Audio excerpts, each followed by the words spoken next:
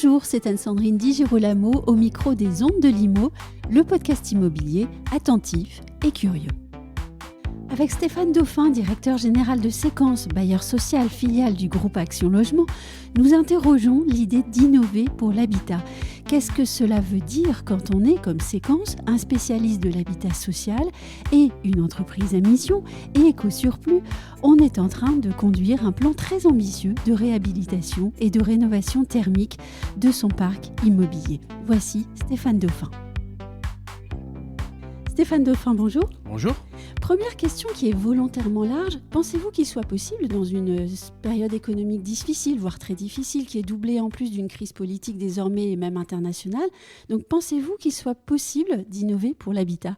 Je pense qu'au contraire, c'est même dans ces périodes de crise qu'on se doit d'innover encore plus. Alors, il y a à la fois la vision d'innovation qui est celle du dirigeant, quelle que soit l'entreprise, c'est-à-dire que l'innovation elle peut être aussi bien financière que managériale, que sur les process internes. Et puis, qui plus est, quand on travaille dans l'habitat, dans les métiers du logement, elle l'est aussi sur nos cœurs de métier. Quand on est bailleur social, elle peut l'être aussi en termes d'innovation sociale, d'accompagnement de nos locataires clients. Et elle l'est évidemment, puisqu'on est des acteurs majeurs du monde de la construction, elle l'est évidemment sur tout l'environnement technique.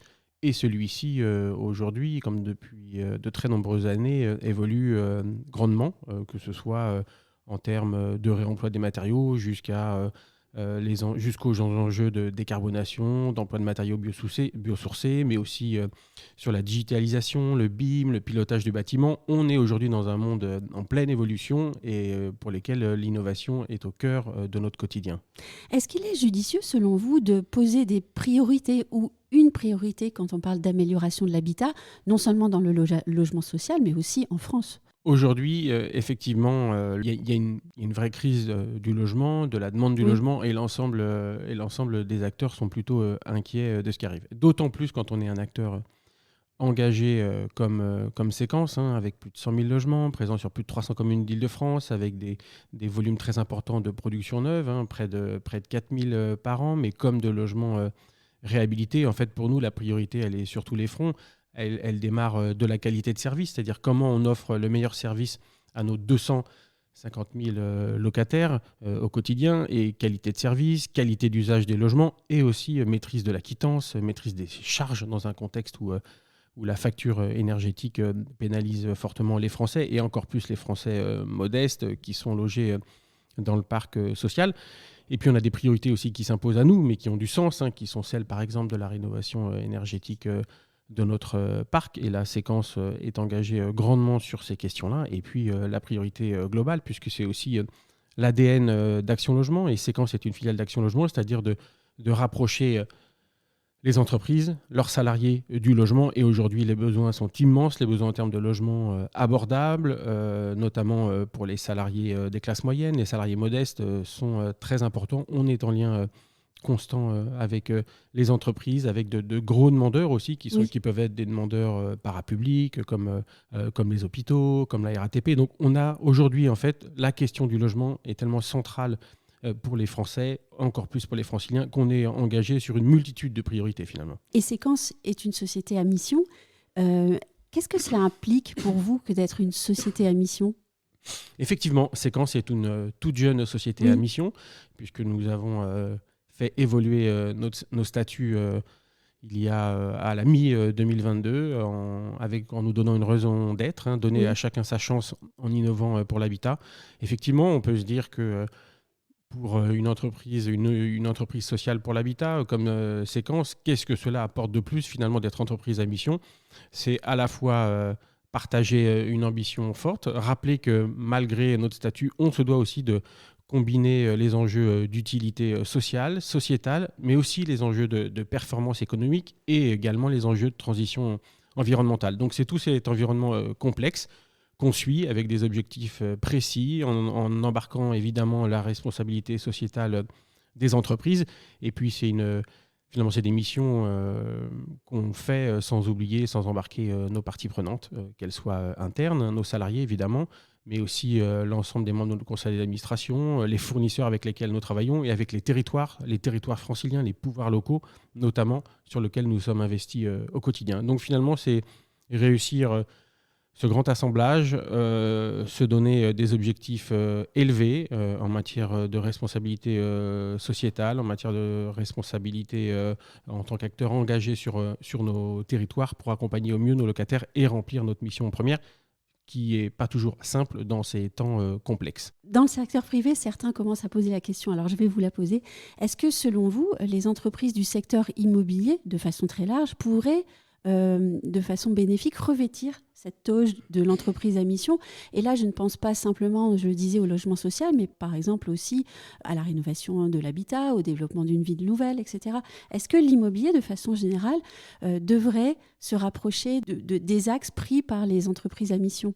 Aujourd'hui, il est vrai que ce n'est probablement pas le secteur le plus avancé sur la transformation en entreprise à mission.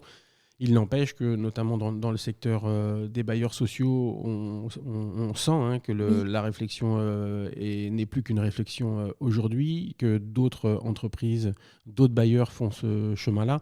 Et dans le monde de la promotion privée, pour pouvoir discuter régulièrement avec des acteurs du secteur, je sais que certains y réfléchissent grandement. Donc aujourd'hui, le monde des entreprises à mission se structure via une communauté. Et on rencontre là, heureusement, de plus en plus d'acteurs de l'immobilier, mais je pense qu'on a un tel impact de toute façon sur les enjeux de transition vers la décarbonation de notre environnement. Le bâtiment est un des plus gros producteurs, un consommateur d'énergie fossile, au-delà même des enjeux d'utilité sociale à loger, les Français, quelle que soit leur catégorie, leurs revenus, leurs moyens. Donc effectivement, il y a un vrai sens à ce que la famille, au sens large de l'immobilier, s'embarque dans cette aventure des entreprises à mission. Vous avez parlé de rénovation énergétique. En 2022, Séquence a investi 160 millions dans la rénovation de plus de 3700 logements. Et en 2024, Séquence, que vous représentez en votre qualité de directeur général, ambitionne de rénover pas moins de 4000 logements et traiter ainsi les passoires thermiques de son parc. Est-ce que vous pourriez me donner une sorte de cartographie, version DPE, du parc immobilier de Séquence à aujourd'hui et ce qu'il sera à l'horizon 2025 puis 2030, qui sont des dates très importantes au regard notamment des obligations européennes posées par la directive EPBD? Tout à fait, comme l'ensemble des acteurs de l'immobilier, mais je dois le dire, les bailleurs sociaux sont vraiment, je pense, plutôt exemplaires en la matière. On est contraints, très engagés, mais parce qu'ils bénéficient aussi d'un système d'aide via la Banque des territoires qui leur est favorable, parce que finalement, quand on est propriétaire unique, embarquer la décision, c'est évidemment plus simple.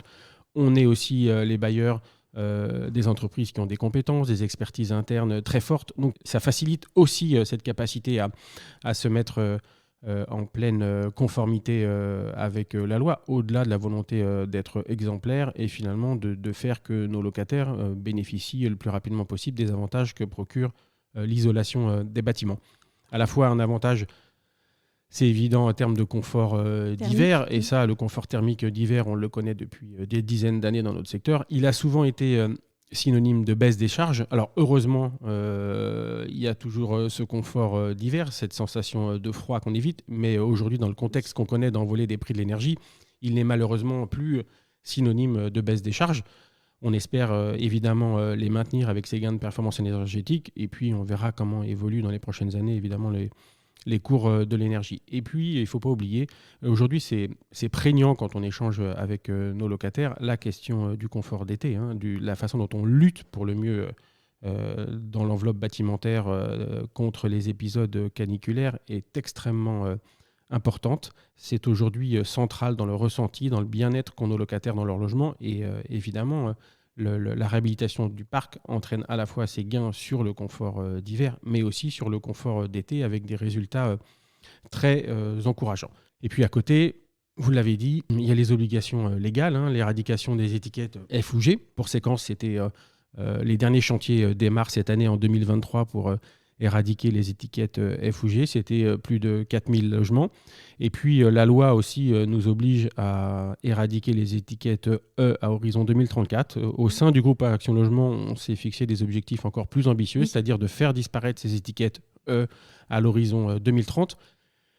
Vous l'avez souligné, c'est un investissement très important en termes de moyens, en termes de concertation auprès de nos locataires, et un investissement financier conséquent. C'est près de 200 millions d'euros qui vont être dépensés dans la réhabilitation cette année à Séquence, avec près de 4000 logements pour lesquels nous engagerons la réhabilitation. Donc voilà, les équipes sont aujourd'hui totalement embarqué sur ces questions-là, avec comme enjeu et la conformité évidemment aux prescriptions qui sont celles de la loi sur la disparition des étiquettes EFG, mais au-delà évidemment la question du confort d'usage pour tous nos locataires. Donc voilà les défis auxquels on répond aujourd'hui et qui aussi bouleversent grandement nos métiers. Et à côté, on est aussi mobilisé très fortement par les programmes qui sont issus de l'ANRU, vous savez, l'Agence nationale de rénovation urbaine, la NPNRU, la rénovation de nos grands quartiers. Et Séquence est un acteur engagé dans 13 opérations nationales en lien avec l'ANRU. Et là aussi, c'est des enjeux importants de démolition du parc, mais aussi de réhabilitation, de construction neuve, de diversification de l'habitat. Donc vraiment, la question de la régénération urbaine, de la façon dans laquelle on refabrique la ville, on rénove nos logements, est aujourd'hui centrale dans notre activité. Vous avez parlé des équipes. Personnellement, je suis assez curieuse de savoir comment en pratique se met en place en interne un tel mouvement de rénovation. Comment est-ce qu'on va chercher de nouveaux savoir-faire? Comment est-ce qu'on forme les équipes à ces nouveaux métiers en fait? Alors, à la fois, il y a des accompagnements classiques pour une entreprise, évidemment, en termes de formation, la volonté aussi d'aller chercher des compétences à l'extérieur. Et c'est aujourd'hui très compliqué.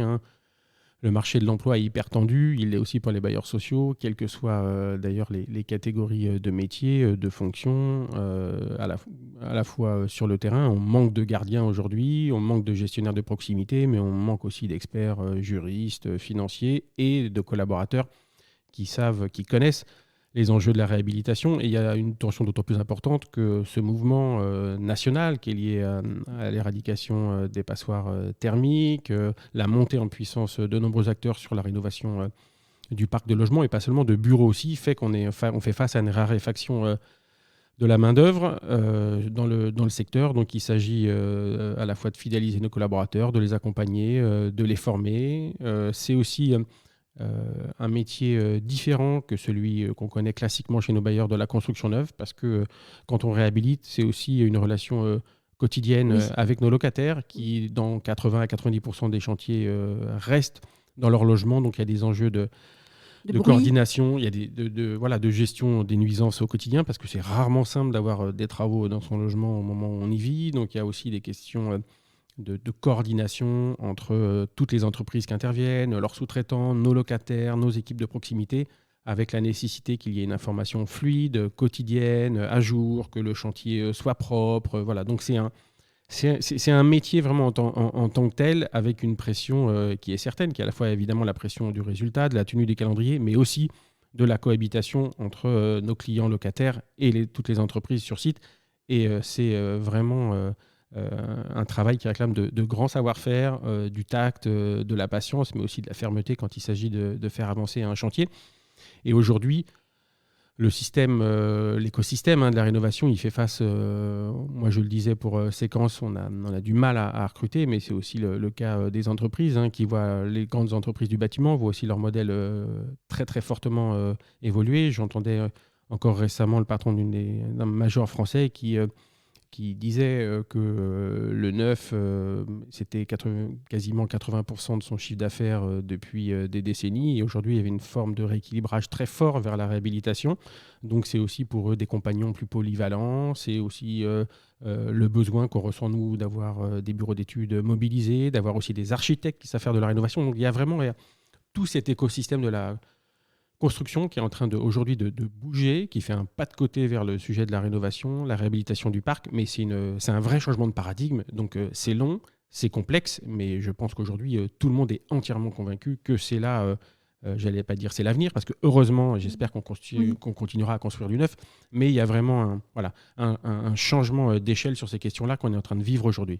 Et vous dites c'est long, c'est complexe, c'est aussi pour cela que c'est assez passionnant en fait, parce que pour un dirigeant comme vous, par exemple, je suppose que les enjeux sont très importants, mais aussi les satisfactions. Quand on voit, par exemple, un immeuble qui a été complètement rénové, qui a obtenu son étiquette A, ce qui est quand même très marquant. Oui, tout à fait. C'est le moment privilégié, mais j'allais dire c'est aussi le moment de vérité, c'est quand on livre le bâtiment. Ce moment de vérité, il l'est d'un point de vue technique, pour mesurer que les attendus qui étaient celles au moment des études, du chantier, se réalisent bien une fois que le bâtiment est livré en fonction de son environnement. Et puis, il y a un indice de satisfaction qu'on connaît bien, qui est majeur. Moi, je l'ai encore vécu la semaine dernière en inaugurant à Montreuil, avec le maire de Montreuil, un programme de réhabilitation de 200 logements. Et en fait, le moment de vérité, c'est quand, au moment où on coupe le ruban, où il y a des petits discours, aussi vous échangez avec vos locataires. Et quand ils vous racontent qu'aujourd'hui, chez eux, ça a totalement changé, c'est beau, le logement a retrouvé du confort, leur facture est stabilisée. Ça, c'est des grands moments de satisfaction, puisqu'on se dit avec les équipes de séquence et puis celles qui vont gérer au quotidien le bâtiment dans les prochaines années que voilà, on a réussi. Et ça, c'est des moments plutôt exaltants quand on fait notre métier. Et on pourrait d'ailleurs parler de cet exemple de Montreuil, puisque c'est quand même un immeuble finalement emblématique d'un certain type de construction. Si je ne me trompe pas, il était construit en 1967. Et donc, c'est vraiment quelque chose d'exemplaire quand on peut, grâce à des travaux de rénovation, passer d'une étiquette D à une étiquette C, ce qui est assez important vu l'année de construction de cet immeuble. Tout à fait. Il y a un vrai changement en plus d'image très fort. Oui. Et il nous arrive, moi, il y a évidemment 100 000 logements en Ile-de-France. Je n'ai pas visité encore tous les sites, mais ça m'est arrivé plusieurs fois de découvrir des sites qui venaient d'être finis, d'être réhabilités. Ça m'est arrivé à Clichy-sous-Bois, là encore à Montreuil.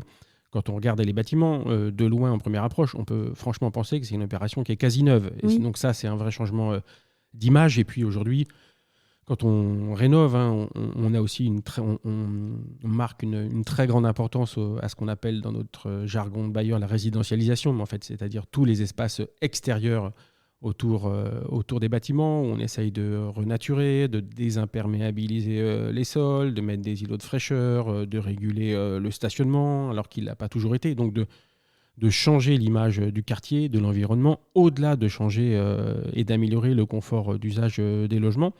Et aujourd'hui, les bâtiments rénovés là, ils dataient effectivement, comme vous l'avez indiqué, des années 60. On leur a redonné presque une seconde vie. En tout cas, on a amélioré grandement leur confort d'usage, leur qualité, mais aussi la fierté des habitants à habiter dedans. On peut peut-être terminer avec une petite dernière question, puisque vous parlez du confort des habitants. Et je crois que c'est important de le dire. Il n'y a pas que des étiquettes en fait, en immeuble. Il n'y a pas que le DPE. Il y a surtout le confort et la vie à l'intérieur des immeubles. Vous avez, chez Séquence, adhéré à la charte Un immeuble, une œuvre d'art. Pourquoi est-ce que vous avez adhéré à cette charte? Et puis, quels sont les retours, par exemple, de cette action au sein des immeubles où elle a déjà été mise en place?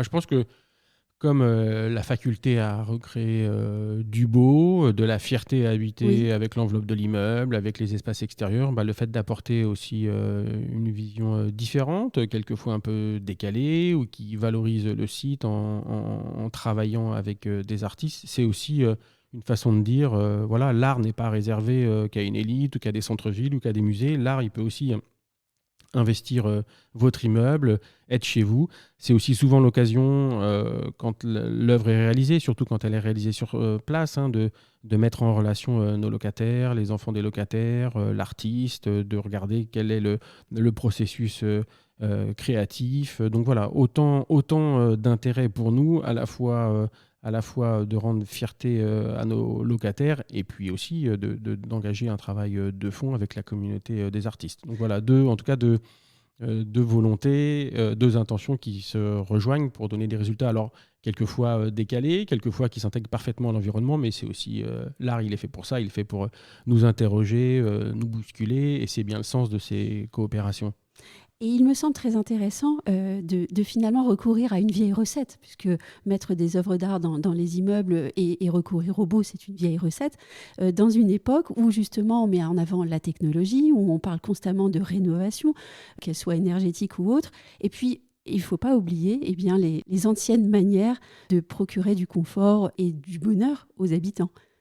Parmi les premières manières, les premières façons, ce qu'on a quelquefois tendance à oublier, parce qu'on est aussi dans une société du repli sur soi. La première des choses, c'est bien faire à ce que les gens échangent entre eux, se connaissent, nouent des liens de voisinage, quelquefois d'amitié, d'entraide, qu'ils puissent aussi s'appuyer sur un gardien qui peut faire le lien entre eux ou qui peut aussi réguler un certain nombre d'incivilités, veiller à ce que la gestion du site se passe pour le mieux. Et c'est aussi notre rôle finalement qui est engageant en tant que bailleur social, qui plus est dans une entreprise a mission de faciliter aujourd'hui la qualité de vie au quotidien, le plaisir à habiter ensemble, même si les relations de voisinage, c'est pas toujours simple, mais en tout cas, c'est porteur de sens. Et puis, on est aussi quelquefois engagé plus loin parce qu'on met des locaux à disposition des associations, on accompagne nos locataires sur des jardins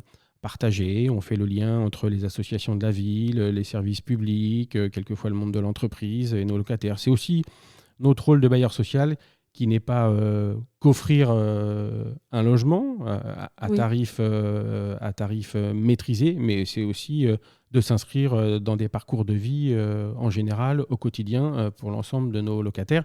Et chez Séquence, c'est plus de 250 000 locataires, donc ça a du sens et de l'importance dans notre quotidien, et ça donne du sens pour beaucoup de nos salariés à leur métier. Et cela tout en innovant pour l'habitat pris au sens très large. Tout à fait. L'innovation n'est pas seulement que technique, elle est humaine, sociale, managériale. Voilà. Elle embarque tous les pans de notre activité. Merci beaucoup Stéphane Dauphin. Merci à vous.